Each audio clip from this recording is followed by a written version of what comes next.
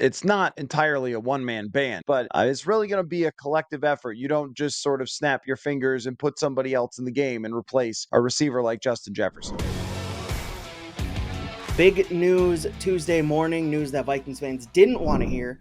Vikings have placed Justin Jefferson on injured reserve. So I guess the first question is, how does the Vikings offense operate without Justin Jefferson for the foreseeable future? I mean, the one thing about the Vikings offense is that it's not entirely a one-man band. I mean, of course, Justin Jefferson is the dominant force of the Vikings offense. And when you look at his total yardage so far this year, he has more yards than TJ Hawkinson and Jordan Addison combined, which is not surprising considering that he is the best wide receiver in the entire NFL. But it's not like they are dropping from Justin Jefferson to absolutely nobody. And I think that Jordan Addison had by far his best game against Kansas City, where he repeatedly came through in big moments on third downs and fourth downs. And when I asked Kevin O'Connell about it on Monday, he raved about the way that Jordan Addison has transitioned from college to the NFL and has become a very effective wide receiver right away. And he talked about his play speed and how quickly he's able to get off the line of scrimmage, create separation,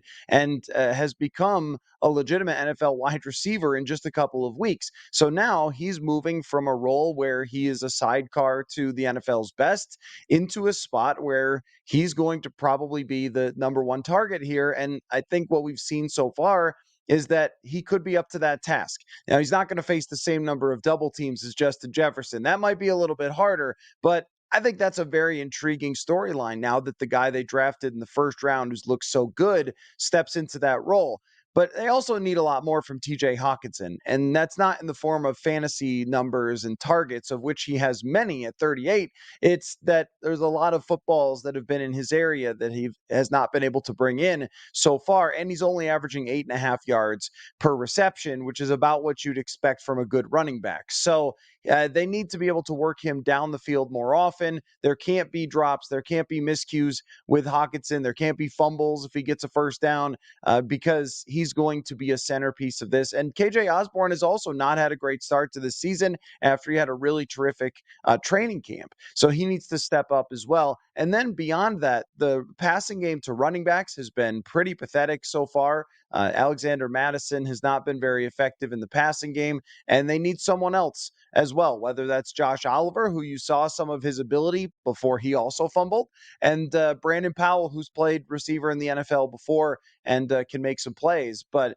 it's really going to be a collective effort. You don't just sort of snap your fingers and put somebody else in the game and replace a receiver like Justin Jefferson. So you mentioned the depth that they do have behind Justin Jefferson, but we've also seen that they have struggled at times without Jefferson on the field. So the follow-up question is, with the 1-4 start, Justin Jefferson going down on injured reserve, and we don't know when he'll be back. We don't know if it'll be 4 weeks or if it'll just be the rest of the season.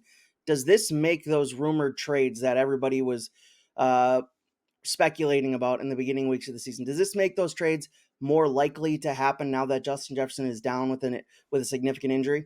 Really depends on what happens in Chicago. If they go to Chicago this week, which is a very beatable team, and get a win at Soldier Field, kind of a house of horrors historically for this team, but this is not an impressive Chicago team at 1-4.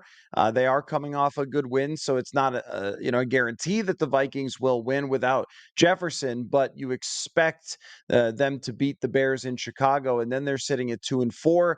You do not expect them to beat San Francisco at home. If things play out the way that you would just write it down at 2-5, potentially 3-5 against the Packers after that. I don't think that they would just toss everything away at that point. But if they lose to Chicago, yeah, it's very hard to make the argument that there's anything left of this season. It's pretty much exploded at that point, and you have to live in reality that if you're 1-5, regardless of how it happened with fumbles or injuries or good luck or bad luck, you're not coming back from that. And at that point, Daniil Hunter, KJ Osborne, those guys end up on the trade block. And as far as Kirk Cousins, I've never thought that it was all that possible that they could find a suitor, make it work through the salary cap, figure out how much he's going to be traded for, and then have another team want him and be able to implement him in a half a season after he's been playing for the Vikings to learn an entire new offense is a lot to ask. So I still wouldn't expect that. but it becomes much more plausible if they drop to 1-5. So I think this is a big swing week for them. That's been another Purple Insider Extra for Bringing Me the Sports. Be sure to rate, review, and subscribe to the Purple Insider Podcast wherever you get podcasts. Talk to you next time.